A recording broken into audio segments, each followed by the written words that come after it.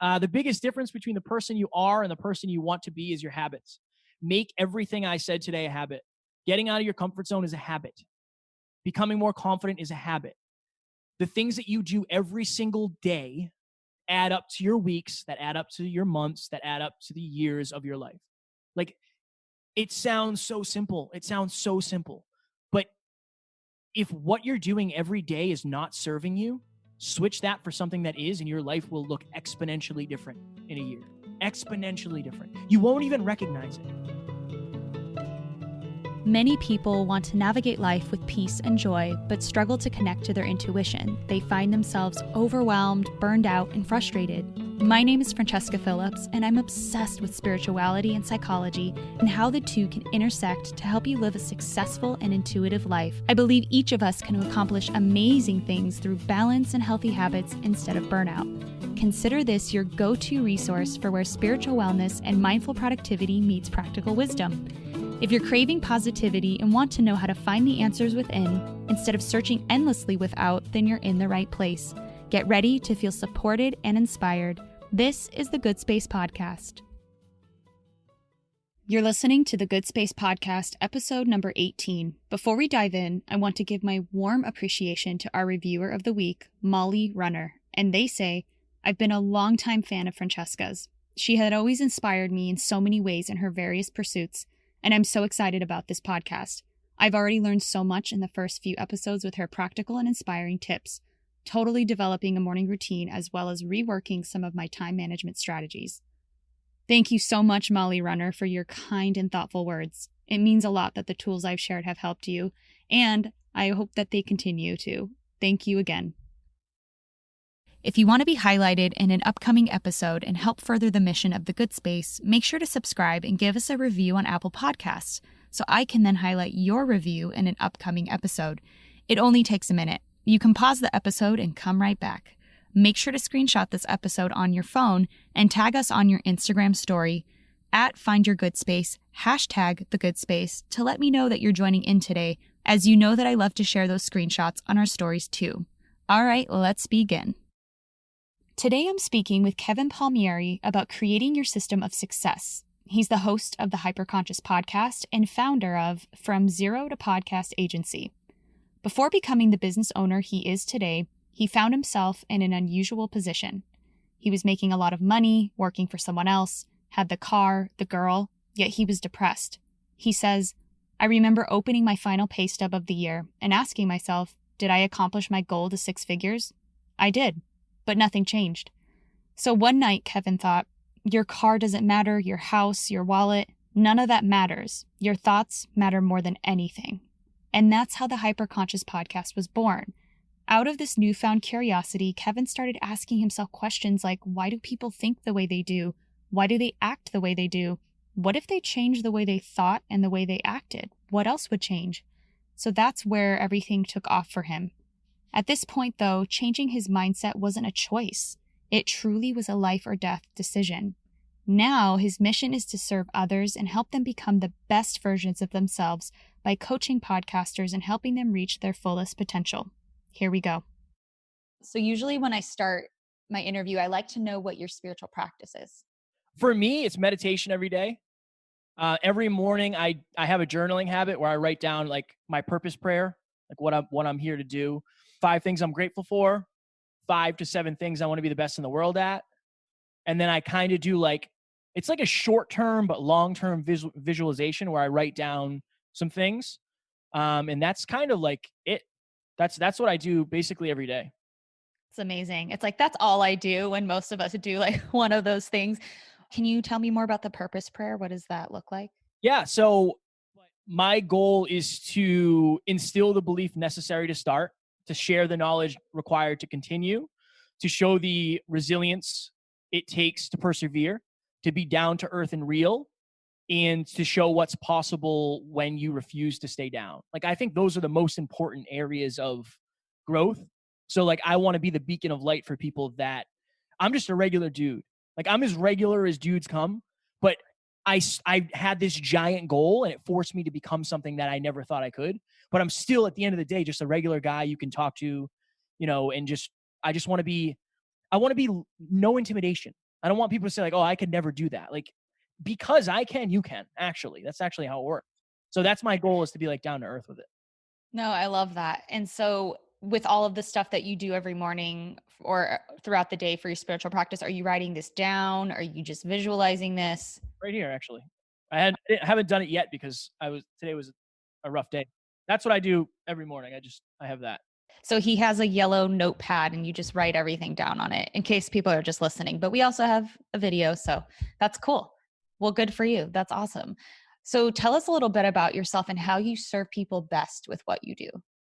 We serve people by understanding what limiting beliefs they have, right? So we are very clear on who we're serving. Our primary demographic is women who have big goals but are emotionally driven.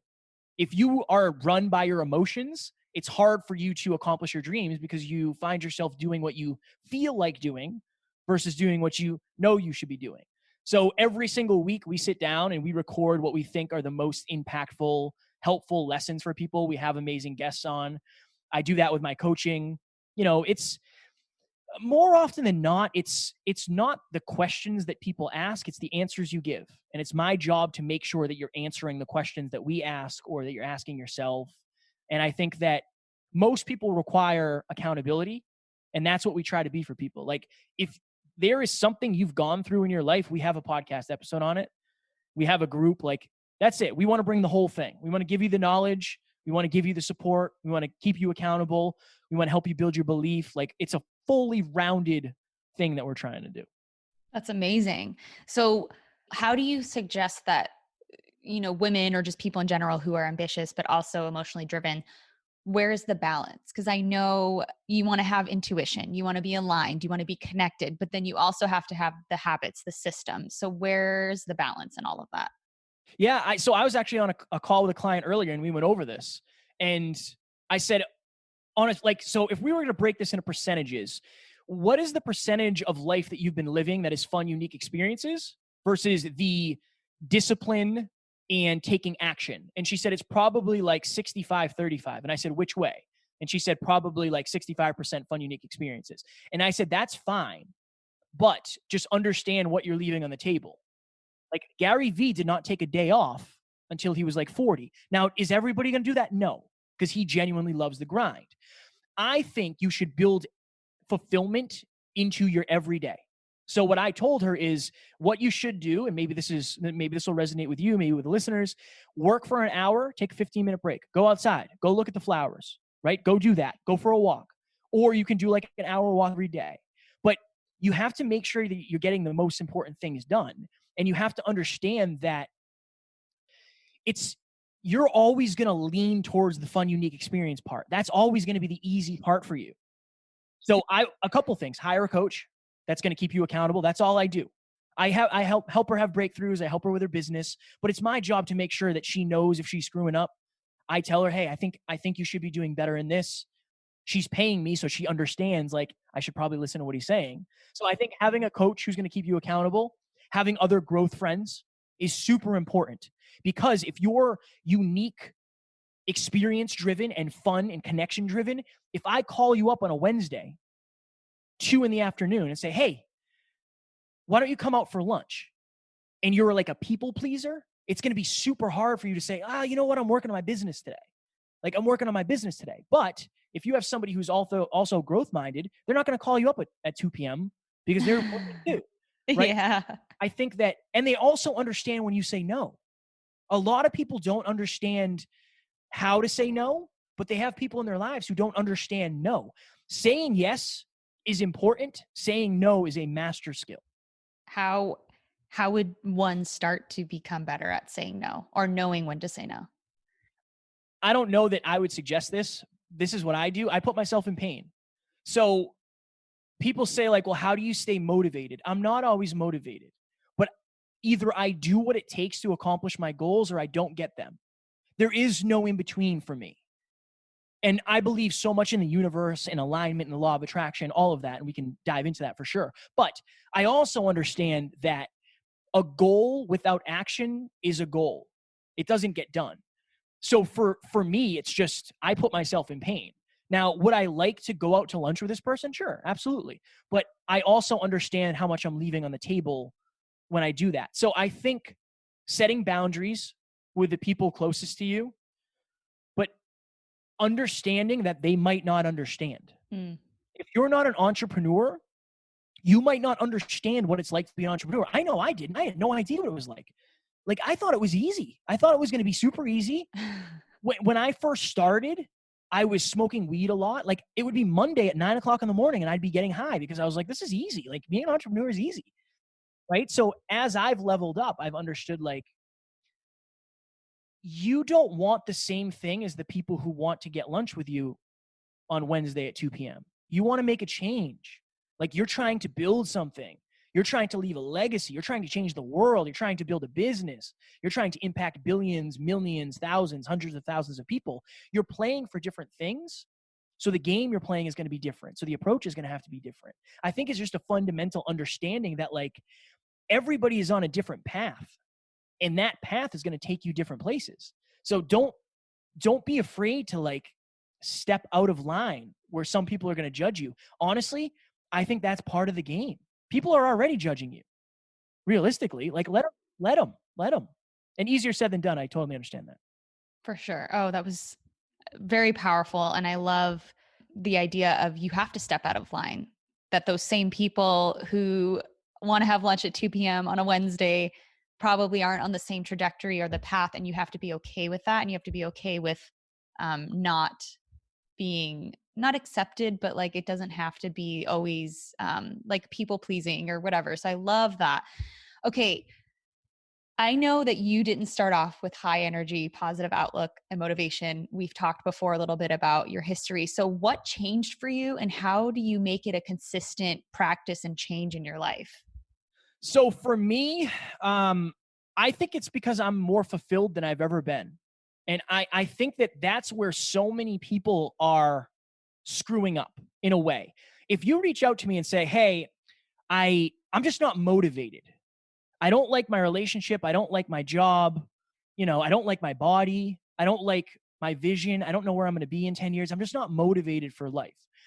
The problem is you're focusing on what you're not motivated about, not what you are. Okay, you're not motivated at work. Be motivated to get out of your job. Like, I think you're focusing on the wrong thing. So for me, I've designed the life that I'm living. I still have to do things I don't necessarily enjoy, but I'm working very hard so I can start paying somebody else that likes that to do that. So for me, I feel like I'm usually very aligned with the best version of Kevin. That's why I'm high energy. And honestly, people see me performing. I love being in front of this microphone. This is my genius zone. I've done this, probably almost 500 times now between this and guest appearances. Like, I love this. This is what I live for. So I think people that see me are seeing me in the public eye. And, like, this is who I want to be when I show up. I show up regardless of how much sleep I've had. I show up with 1,000% energy. I will lose my voice at the end of this probably, and I'll be bored for the rest of the day. But I just think for me, I'm fulfilled. It seems like happy.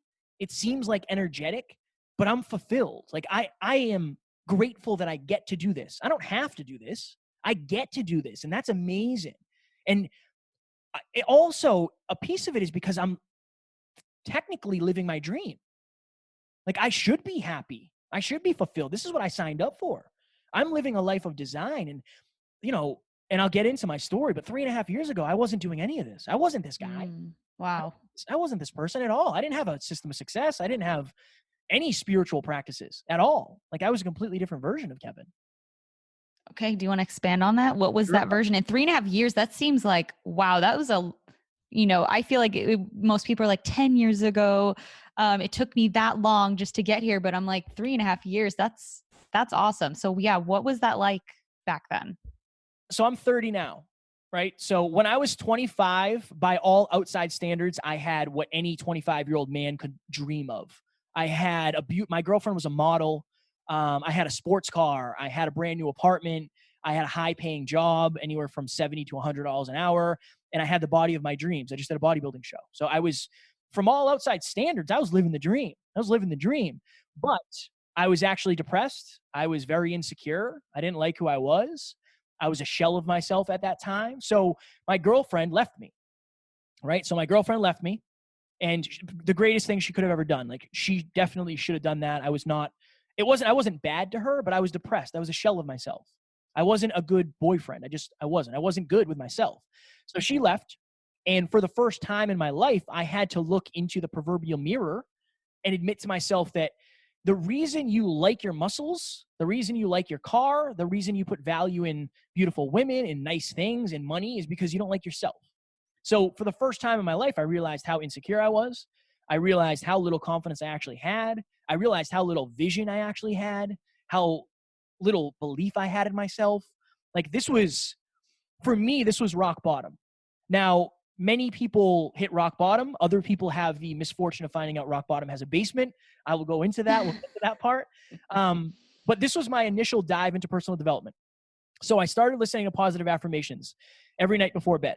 Like, this was the first time I read The Secret. I was like, okay, I'm going to turn this all around. We're going to be fine. Everything's going to be fine. So every night before I went to bed, I would say a couple things. I am handsome. I am worthy. I am talented. I am intelligent. And this year, I'm going to make the most money I've ever made in my entire life. Unfortunately, I leaned on that last one a little bit too much. So as I said, my girlfriend left me at the end of 2015. 2016 starts. I get promoted to a foreman for the company that I'm working for. Just think of it as construction. We traveled up and down the East Coast of the United States, making state and government buildings more energy efficient. So that's what I did. We traveled every week. Every single week, I was gone from Sunday night until Friday night. I worked in New Jersey. The first job I ever did with a company was Delaware. I worked in Virginia. I worked in Pennsylvania. I worked in New York. I worked in Connecticut. I worked in Rhode Island. Everywhere. I was all over the place. But I wanted to make money. So I didn't care. Like, send me wherever you want. I don't care. That's fine. That's fine. So that year flew by. It was honestly, one of the best years of my life, because I was making more money than anybody I knew. I didn't have a college degree. Like, it just felt great I felt abundant for the first time in my life. So we get to the end of the year, and my goal was to make six figures at 26 years old with no college degree, faster than any of my friends. Like, if I can do that, I'm going to be just fine. So I'm sitting at a table very similar to this one. I don't know, you guys can't see the table, but I'm sitting at a table and I have my pay stub in front of me. And I'm saying, okay, I'm going to open this up. Did I make $100,000 like I said I wanted to do? Like, did I actually accomplish something I set out? And I opened it up, and I did. But I had another one of these realizations of, you did it again. You did it again. Exactly what you did last year, you did again. Nothing changed. You're not any more confident. You're just as insecure. You definitely put even more value on external things now, clearly, because you're looking at the pay stub. And you're still not the best version of yourself. You still don't like who you are. So I went to bed that night, and when I'm laying in bed, I'm thinking to myself, it doesn't matter what car's in the driveway. It doesn't matter who you're dating. It doesn't matter what you did today, what you're doing tomorrow, what the house looks like. None of that matters. What matters is up here. What matters is in your head. And that's where hyperconscious came from. For most of my life, I was living unconscious. Just day by day, waking up saying like, what am I going to do today? Like, what movie should I watch today? That's how I lived the first 26 years of my life. 27 years, really. Okay, so that was 2016 in a nutshell. So in 2017, I started the Hyperconscious podcast. I wanted to talk about stuff that mattered. I want to talk about your fears. I want to talk about your limiting beliefs. I want to talk about your relationships, all that stuff. And it started out as just a passion because I enjoyed it. Like, I enjoyed talking. I enjoyed interviewing people. But as I got more into it and people started reaching out, and like I was helping people for free, like just coaching people just because I liked it, the job that once brought me so much money and so much happiness now was actually directly taking away from what was fulfilling me. Overnight, money stopped mattering. And obviously it still mattered, but like I didn't care about chasing money anymore. I was leaving work early. Like, I was working like 4-hour days and just hustling so I could get out of there. Everybody that worked under me was so mad at me because they were losing anywhere from, $300 to $500 a day because I didn't want to work. I had to be in New Jersey, and I live in Massachusetts. So it was like a 4.5-hour ride. I would literally sleep in my bed from 10 p.m. till 2 a.m. I would drive 4.5 hours straight to the job. I'd work an 8-hour day. I would go to the gym after. And then on Friday, I do the opposite. I get up at like 5 a.m. I'd go to the gym. I'd work 8 hours, and then I drive 4.5 hours home. That was my life. Like, that's what I did for a while. And I felt like I was being pulled out of alignment. I wanted a podcast. And I wasn't making any money. So it was like, well, I mean, doesn't everybody want to do something different? Of course they do. Right. But it kept getting worse. Like, I was so miserable. I couldn't hold a relationship down because I'm never home. I don't see my friends very often. I'm in a different gym every week. I'm in a different city every week. I'm in a different crusty hotel every week. Like, I'm not staying at the Ritz. Like, we're talking Red Roof Inn with things crawling under the doors. Oh my gosh. Right. So it's 2017. It's towards the end. And this is when it was like the breaking point for me. This is the time that really changed my life more than anything. So it's 5:45 in the morning, and I'm lacing up my work boots. I've done this 100 times before. And it's cold. I remember it was cold in New Jersey. And I'm lacing up my work boots. And the best way I can explain it is there was just like 10 televisions on in my head at the same time. And every single one was on a different station. And I could make out some stuff. And what I'm hearing is, you're trapped here. There's no way you're ever going to make this kind of money anywhere else. Like, how could you do that? What are your friends going to think? What are your family going to think? And most of all, do you think you ever could be a successful podcaster? Like, that's the story of my life, not believing in myself. Like, that is one of the reasons I do what I do so much, and I'm so passionate about it. And I'm sitting here on the edge of the bed, and, in my mind, the only way to make the voices go away was to end my life.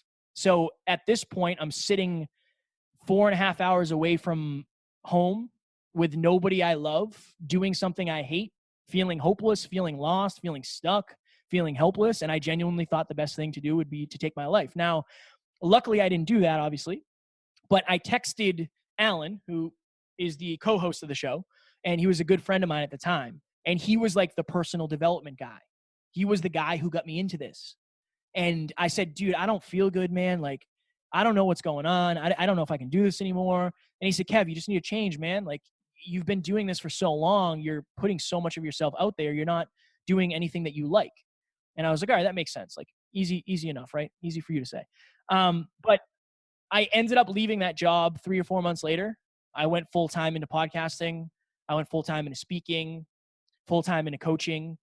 And now we have built a business around the Hyperconscious podcast. Alan does peak performance coaching. I have a podcast agency. We do business coaching together. We have masterminds. We host events. We have clients. We have a team. 400 episodes later, I am living my dream. And that, more than anything, I don't want people to think like, oh, good for you. It must have been easy. That's the reason I tell my story. Just because I want you to realize the person you're looking at, this is the polished version of Kevin. Like 3.5 years ago, I was smoking weed, getting drunk, like having friends with benefits. Like, that's what I was doing. And nothing against any of those things if that's what you want. But now I have an extremely fulfilling relationship. I have a business. I'm taking finances, health, wealth, spirituality, mindset. That's my life now. My life now is how to become the best version of me. Maybe you're not there yet. Maybe you don't ever want to get to that point. But where you are is not where you have to stay. That's my goal. If you take nothing away, if you turn that off now, or this off now, if you take that away, I'm happy. Wow, that's really a powerful story. And especially that you were able to turn things around in 3.5 years. I feel like that is like, anyone listening, you can decide right now, the second, and start that path and get to where you want to go in a shorter time than you think. And I kind of want to unpack a little bit that moment where you reached out to Alan. Was it that in that moment something he said, or was it like you were telling yourself a certain story, like how you said the televisions, those were stories that you were telling yourself and it made you feel trapped? So did you just change the story, or was it just knowing that you saw this person who was happy and it gave you hope? Or like, what was that like change in that moment? Yeah. Alan was a huge part of it, because he has a very similar story where he left corporate America. He was making almost $200,000 a year when he was like 25. And he had a life or death moment, and he left that all behind to chase his dreams. So I had the blueprint of what to do.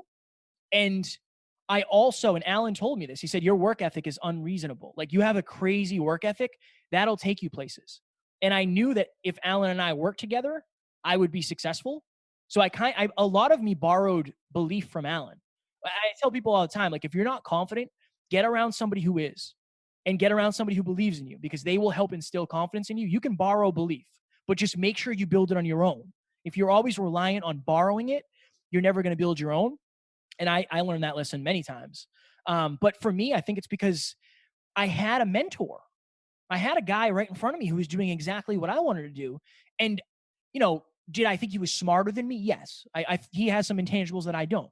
But I also realized, like, well, with the proper guidance, I think I can do this. And just to speak to your point on the 3.5 years, I got rid of a lot of my friends that weren't good for my growth. Now, I don't necessarily suggest people do that. I would say maybe reallocate time, but my life is growth. So like every day I'm doing things specifically. The reason I'm on this podcast, because I know it'll help me grow, right? Not only as a person, but the relationship with you. We had a great talk when we connected, right? I might get some new listeners. I might get client. Like, it's going to make me a better version of me. Everything I do is to get better. That's the goal. And I made that commitment years ago, and now I'm finally figuring out what it actually takes. But that's why it's 3.5 years versus 10. And I'm still 20 years away from where I need to be, but I'm 3.5 years closer than I was. Yeah, it's very powerful, such a powerful statement and story. And I know I definitely have taken away so much inspiration, and hopefully, many people listening will as well. So I know in our past conversations, you talked about creating systems. So you teach your community how to create systems. You live by systems of success for results that you want to achieve. So what is a system of success? So the way I would explain it is a custom design system to help you live the life that you want to live. Like, we're talking about lifestyle design, right? So like when you're building a house, you have a system, right? You put this up first, you put this up first. That's the reason all houses are kind of the same, because they run on the same system, right? Your food is created at a restaurant with a system. You do this, you do this, you do this, you deliver it, wipe it down, boom. That's the system. So most people are living by accident. What a system of success is, it's for you to live as intentionally as possible. And I break it into health, wealth, and love. So if I was to sit down with you, I would ask you this question. What are the 3 to 5 things that you can do, that you should be doing, that you're not doing every single day when it comes to health, when it comes to wealth, and when it comes to love? Now, that seems like, oh, well, that's okay. That's 15 things, right? 15 things, 9 to 15 things. The problem is you're not doing those things every day. I can almost guarantee it, because I still don't do them every day. I still miss. And I'm checking them off as I go, right? So if you were to come and say, like, okay, relationships, I have a significant other and it's great, everything's great. What would I do? Like, what are the 3 to 5 things I could do? Every night before you go to bed, say what you're grateful for. Have a series of questions. Every night before I go to bed, I ask my girlfriend, did you feel loved? Did you feel listened to? Did you feel supported? Did you feel appreciated? Did you feel romanced? What do you need from me? Every Sunday, we have a check-in where we sit down and we go over the 5 love languages and we go over the 6 basic human needs. How well did we do this week? Right? That's 3 things right there. That's your 3 things. Now, you can also throw a couple of self-loves there. Let's do some positive affirmations, right? Let's do some journaling. Boom, there's your 5. Under health, weigh yourself every day. Do some sort of physical activity. Track your calories. Drink enough water. Meditate. Boom. Wealth, track your finances. Prospect for 1 new client a day, right? Build a relationship every single day. Invest money every single day. Like, it seems so simple, and it is, but consistency isn't. And that's where most people miss. Like, we've done 400 episodes in 3.5 years. Why? Because we've never missed an episode. We take our equipment on the road.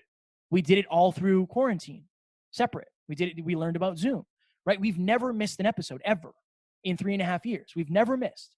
And that's consistency. Most people just struggle with consistency, especially if you're doing what you feel versus doing what you should. I don't feel like meditating.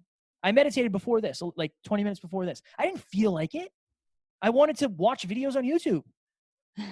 I didn't feel like doing yoga this morning. It's not always about what you feel like doing. It's about what you should do.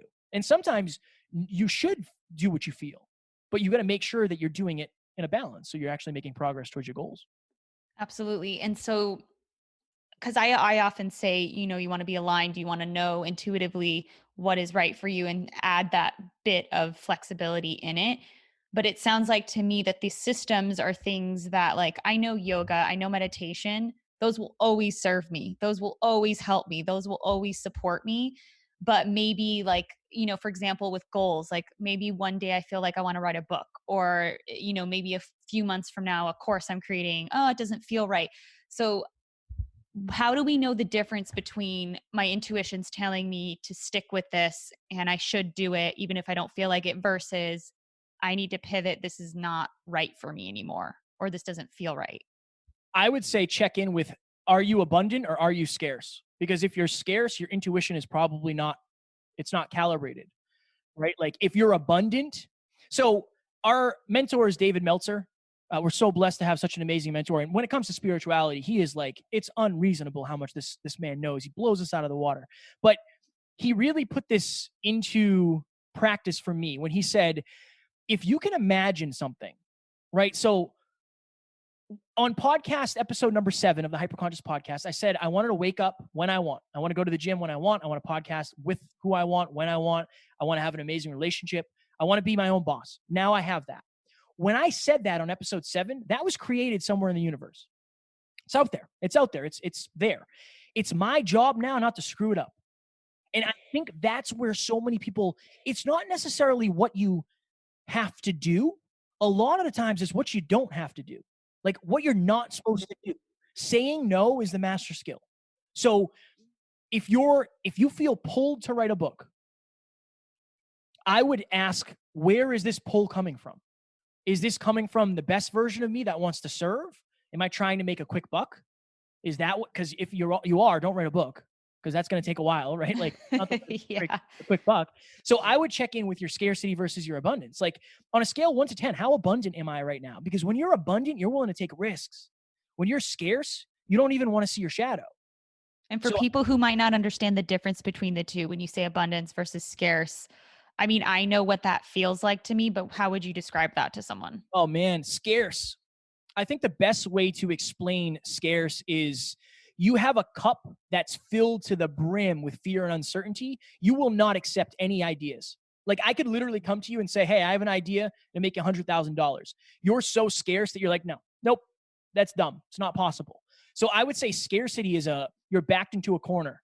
You don't have any belief. You don't see any way out. You're not willing to take advice probably. And you're thinking ridiculously short term, like tomorrow, today. Abundant, you feel centered. Maybe that's probably not the best word, because if we're talking about abundance, centered probably is confusing also. You feel in alignment. You feel certain. You feel safe. You feel comfortable. You feel energetic. You feel pulled, right? So when you're scarce, you have to push yourself to do something. When you're abundant, you feel pulled to do something. So if you feel pulled to do something, it's probably the universe, God, whatever it is you believe in, telling you that like this is the best version of you. This is what the best version of you would do.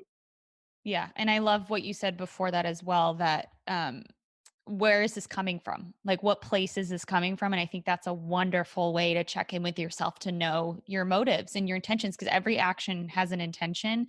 And my biggest goal lately has been to align my personality with my soul, which is basically, the personality is the ego, instant gratification, what it wants right now. But if I can align that with the soul, which is the deeper divine part of me that knows where it wants to go, that it's that abundant place, then I'll be more happy and able to achieve what I'm supposed to achieve. So I love everything that you said. So what happens when you're tempted to fall back into old habits, old mindsets, old thinking, stories, whatever it is that used to not serve you? Like, how do you deal with that? And do you still feel that temptation? I think battling confidence and insecurity will be, I think that's what I'm going to have to battle forever. I genuinely think that if you are wired a certain way, that's always going to be some sort of your battle. Alan he was on the opposite end. He was arrogant at one point. I think he's always going to have to battle that. I think that's why we are such a great team, because we drive to the middle. I put myself in pain. I genuinely, like, I want to change the world.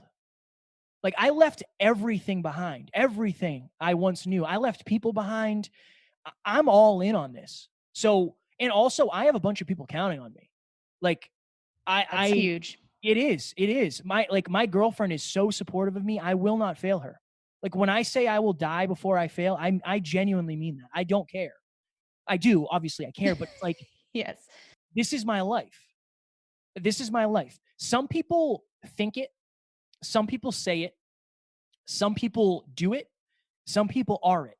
I want to be it. I want to be it. And the thing is, like, I've gotten a taste of what this life is like. It's a lot easier to keep going when you've already gotten some of the pleasure. So if you're on a different part of your journey, I completely understand. You might be saying, like, you're willing to die for a podcast? Like, that's crazy, man. And it probably sounds crazy, but you know, it's the hundreds of messages, it's the hundreds of people in our Facebook group, it's the connections I've made, it's the fact that I finally believe in myself for once. You know, like, I actually believe I can be something. That I never thought that was going to happen. I never thought that was going to happen. So that's what it is for me. Like, you're not put here just to work a job and die. That's not what you're here for. That's not what you're here for. So if you could do anything in the world, what would it be? Like, and if you're doing it, then you need perspective more often. Like, reflect on who you used to be. I do that all the time. When it's midnight and I can't fall asleep because I'm so overwhelmed, I go back to my Instagram post from 3 years ago. I look up my Snapchat from 4 years ago. I listen to old podcast episodes when we didn't have a studio, right? When we didn't have guests that anybody knew. You know, that's how it keeps me grounded. It keeps me grounded, and it keeps me understanding, like, there's a bigger reason for why you're doing this, and you're getting the little tidbits along the way. So if you're early in your journey, you have to understand that, like, there's a reason most businesses fail. You don't want to be that statistic, and you don't have to be, but you have to be disciplined and you have to be consistent. Like, this is serious business. When you decide you're going to be an entrepreneur, it's not taking pictures in front of cars. That's not what being an entrepreneur is. That is not it. No way. That is not it. And people who tell you that's what it is they're doing you a disservice. They're doing you a disservice. Being an entrepreneur will make you be the best version of yourself if that's in alignment with what your business is. So I think that's what it is. It's continuously checking in with where you are right now and where you want to be. And like we said earlier, grateful dissatisfaction. I'm so happy for what I have. Like, most of what I have, I never thought I would, but I'm also hungry as hell for what's still out there for me. And it's keeping that balance.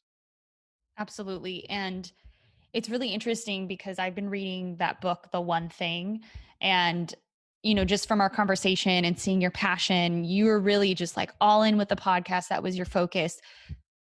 Do you recommend to people having the one thing and going hard on that? And if so, how do you pick it? Like, how do you know what that one thing should be? That's a very, very difficult question. So first, yes, I think you should go all in on one thing, because think about it this way. Oprah. Love her. She can do anything she wants. Why? Because she was the best interviewer in the world. Yep. Right? Kobe Bryant, rest in peace. Best basketball player in the world. He could be in any movie he wanted. He could do anything. If you're the best at one thing, you can almost do anything else you want. Eminem, best rapper, and he's also an award-winning actor. Like, what?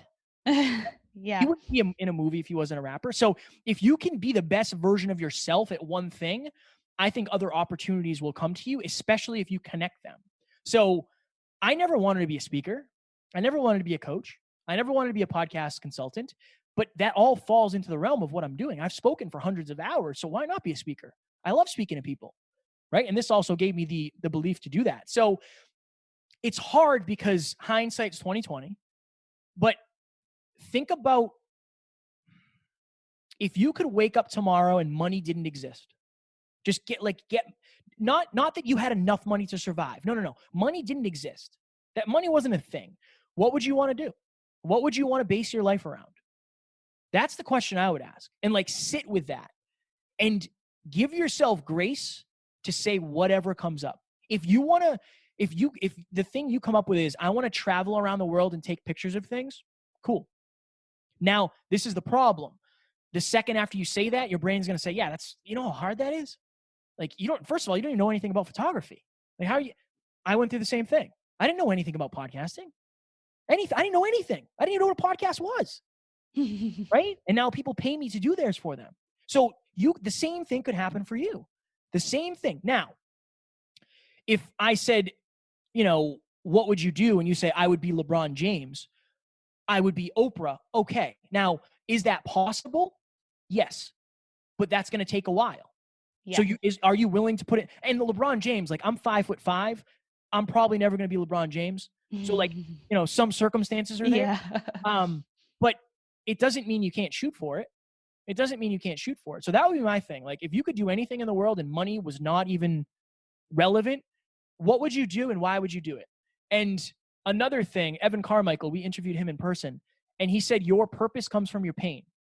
What is a pain that you've gone through that you want to save other people from going through?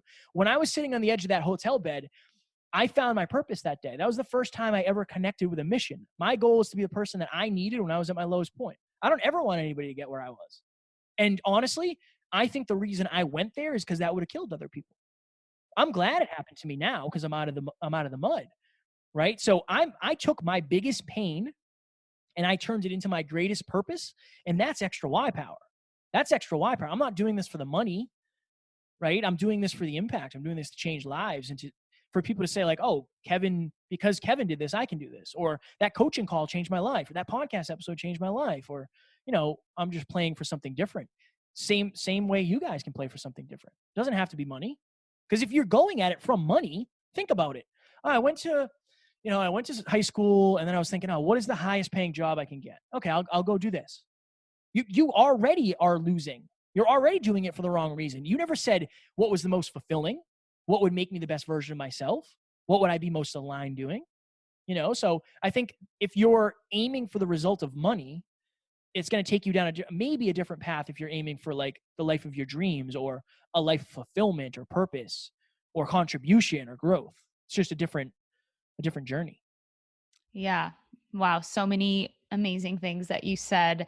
And for someone who's listening and say they sit and ask those questions and say, what is it that I would do if money didn't exist? And then they figure that thing out.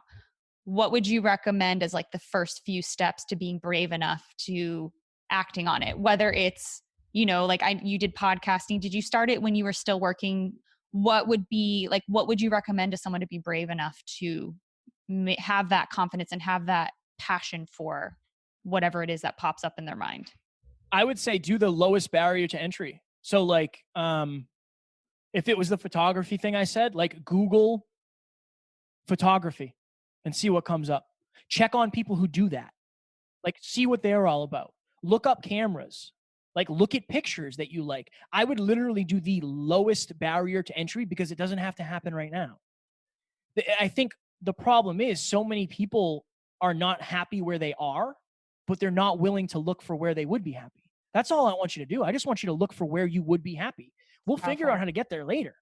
But you knowing where that place is far better than you not knowing. If you and I were to get into a car and I said, all right, we're going on a trip, put it into the GPS. And you said, yeah, for sure. Where are we going? And I was like, I don't know. We're going to go.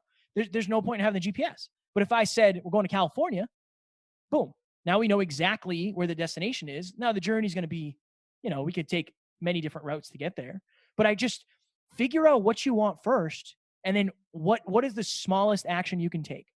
For me, it was figuring out what equipment I actually needed. That was it. Like, I didn't care about who I was going to interview. Like, what do I need to get started? That was that, right? If you want to start a nonprofit to shelter animals, what is the lowest barrier of entry?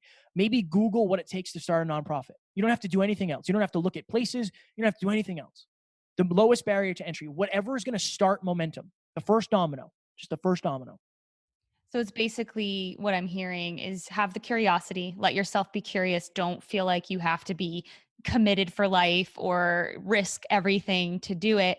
But then also by approaching it with the lowest barrier of entry, you're basically giving yourself a taste of the reality of it. And by looking up how to do certain things, it's almost like, oh, okay, like I can do this. There are steps to do this. And it kind of like opens that door for you. And you strike while the iron's hot. Like, you feel it. Like, when you feel that pull, of like, oh my God, imagine what that would be like. Do it then. Because your brain's not going to have time to say like, that's a dumb idea. That's a dumb idea. It's never going to work. Right? Because that's your brain. That's your conditioning. That's your parents. That's your teachers. Right? Unless you had super inspiring and empowering parents and teachers, maybe they told you that anything was possible. But yeah, I would say that like, it's just the initial taking action. And the other thing too is like, you already have an identity. I think when you start researching other things, you can start to tie your identity into those things a little bit more. Like, it took me a long time to say I was a podcaster because I was afraid of what people would think. Now that's how I introduce myself all the time, right? This is my identity now. Now, it happened 100 episodes in maybe, but it started with me saying like, I was the first person I knew to have a podcast. Even when I had the bare bones setup way before the studio, that was my identity. I'm already a podcaster. Now I just have to get better, right? Me becoming a podcaster, what did that actually take? I had to order a microphone. That was it. And now I'm a podcaster. Now everything else adds up, right? Now, okay, we have a studio and we have all this, and I had to hone my skills. But what do you have to get in order to be a photographer? You have to get a camera. That's it. It doesn't have to be this camera. You have one right here. Most people have 4K cameras right on their phone, right? So that's all you need. You could take a picture and say, I'm a photographer now. Boom. Now, you don't have to go show everybody and say, I'm the greatest photographer ever. No, but start taking pictures. Start being curious about what shots would look good. Start noticing billboards like, oh, that picture was taken, in this way. Or like, look at the blur, look at the colors. And then just start living it, start being it. It's great. That's so great. I really appreciate and enjoy your energy and everything that you share. It's always a pleasure to talk to you. So if people could leave with one thing and one thing only, what would you want them to take away from today? Oh man. The biggest difference between the person you are and the person you want to be is your habits. Make everything I said today a habit. Getting out of your comfort zone is a habit. Becoming more confident is a habit. The things that you do every single day add up to your weeks, that add up to your months, that add up to the years of your life. Like, it sounds so simple. But if what you're doing every day is not serving you, switch that for something that is, and your life will look exponentially different in a year. Exponentially different. You won't even recognize it. Like, just imagine that. And I know it sounds simple, but it's not. If it was simple, everybody would be rich. Everybody would have the relationship of their dreams. Everybody would have the body of their dreams. It's difficult. Discipline and consistency are difficult. If you can lock those things in, you can have whatever you want eventually. It's great. Are you reading any good books right now?